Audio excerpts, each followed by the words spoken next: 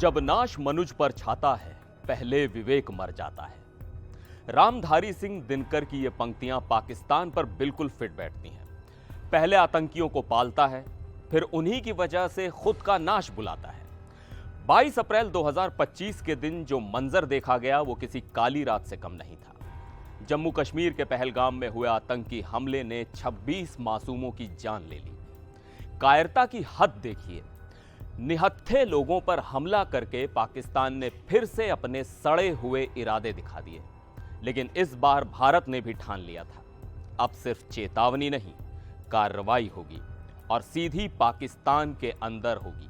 नमस्कार, मैं हूं सिद्धार्थ प्रकाश और आज हम लेकर आए हैं शौर्य गाथा ऑपरेशन सिंदूर का पहला एपिसोड, पहला प्रहार। तो तैयार हो जाइए क्योंकि यह कहानी है भारत की उस ताकत की जिसने दुश्मन को उसके घर में घुसकर मारा।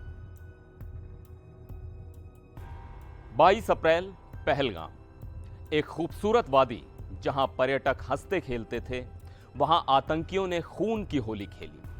26 मासूमों की जान ले ली। यह हमला सिर्फ भारत पर नहीं, हमारे वतन के दिल पर था। लेकिन भारत ने कहा, बस बहुत हुआ। आतंकियों को पनाह देने वाले पाकिस्तान को अब जवाब देना होगा। और फिर शुरू हुआ ऑपरेशन सिंदूर, एक ऐसा ऑपरेशन जिसने दुनिया को बता दिया कि भारत चुप नहीं बैठेगा। सबसे पहले भारत ने डिप्लोमेटिक मोर्चे पर झाड़ू फेर दी। सिंधु जल संधि को ठंडे बस्ते में डाल दिया। अटारी बॉर्डर सील, पाकिस्तानी उच्चायोग से अफसरों की छुट्टी और जो पाकिस्तानी भारत में थे वीजा रद्द और टाटा बाय बाय। लेकिन असली काम अभी बाकी था, पाकिस्तान को उसकी भाषा में जवाब देना। 6 और 7 मई की दरमियानी रात भारत ने जो किया वो इतिहास बन गया। रात के 1:05 पर भारतीय वायुसेना ने एक के बाद एक बम बरसाने शुरू किए और 1:30 बजे तक पूरा ऑपरेशन खत्म। सिर्फ 25 मिनट में पाकिस्तान और पीओके में मौजूद 9 टेरर कैंप्स को नेस्त नाबूद कर दिया गया।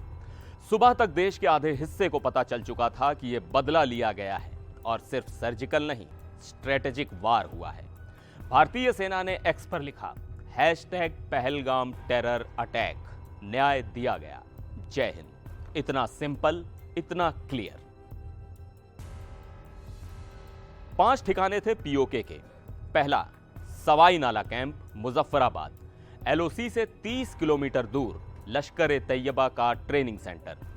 दूसरा, सैयदना बिलाल कैंप, मुजफ्फराबाद, जैश ए मोहम्मद का स्टेजिंग एरिया, हथियार व ट्रेनिंग बेस।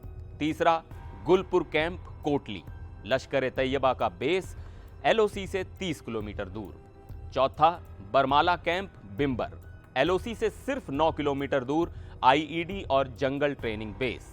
पांचवा, अब्बास कैंप, कोटली, एलओसी से 13 किलोमीटर, लश्कर का फिदाइन ट्रेनिंग सेंटर। अब जान लीजिए पाकिस्तान के 4 ठिकाने कौन से थे। पहला, सरजल कैंप, सियालकोट, सिर्फ 6 किलोमीटर दूर इंटरनेशनल बॉर्डर से। मार्च में जम्मू कश्मीर में 4 जवानों की हत्या के गुनहगार यहीं ट्रेन हुए थे।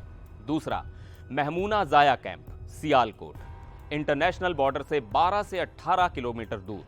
हिजबुल का गढ़, कठुआ और पठानकोट अटैक की प्लानिंग यहीं से हुई थी।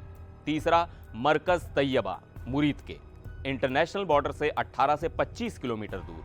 26/11 हमले के कसाब और हेडली जैसे दरिंदे यहीं से निकले। चौथा, मरकज सुभान अल्लाह, बहावलपुर, इंटरनेशनल बॉर्डर से 100 किलोमीटर दूर, जैश ए मोहम्मद का हेडक्वार्टर, जहां से फिदाइन आतंकवादी निकाले जाते हैं।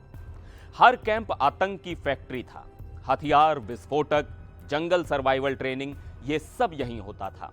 लेकिन भारतीय सेना ने इन्हें धूल में मिला दिया। और सबसे खास बात, 1971 के बाद पहली बार भारत ने पाकिस्तान के 100 किलोमीटर अंदर तक वार किया। इस ऑपरेशन की खास बात थी इसकी सटीकता। भारत ने हाईटेक हथियारों का इस्तेमाल किया ताकि सिर्फ आतंकी ठिकानों को निशाना बनाया जाए, कोई कोलैटरल डैमेज नहीं। और दुनिया को यह बात बताने की जिम्मेदारी दी गई 2 महिला अधिकारियों को, कर्नल सोफिया कुरैशी और विंग कमांडर व्योमिका सिंह। उनके साथ थे विदेश सचिव विक्रम मिस्री। पाकिस्तान को शायद उम्मीद थी कि वो चुपके से अपनी हरकतें जारी रखेगा, लेकिन भारत ने साफ कर दिया, हम देख रहे हैं और हम जवाब देंगे। दुनिया को लगा था कि पाकिस्तान अब कम से कम शांति रखेगा, लेकिन नहीं, वहां तो विवेक पहले ही मर चुका था। भारत की ताकत देखने के बाद भी पाकिस्तान ने आम नागरिकों को निशाना बनाने की कोशिश की, लेकिन इस बार भारत चुप नहीं बैठा और अब शुरू होने वाला है ऑपरेशन सिंदूर पार्ट 2 ट्रेलर। तो यह था ऑपरेशन सिंदूर का पहला प्रहार, जिसने पाकिस्तान के 100 किलोमीटर अंदर तक घुसकर बता दिया कि अब अगर कोई छेड़ेगा तो उसे इंडिया नहीं छोड़ेगा। अगले एपिसोड में बताएंगे कि पाकिस्तान ने क्या जवाबी कोशिश की और भारत ने उसका क्या हश्र किया। बने रहिए एनडीटीवी इंडिया के साथ, क्योंकि यह सिर्फ कहानी नहीं है, यह है शौर्य गाथा। जय हिंद।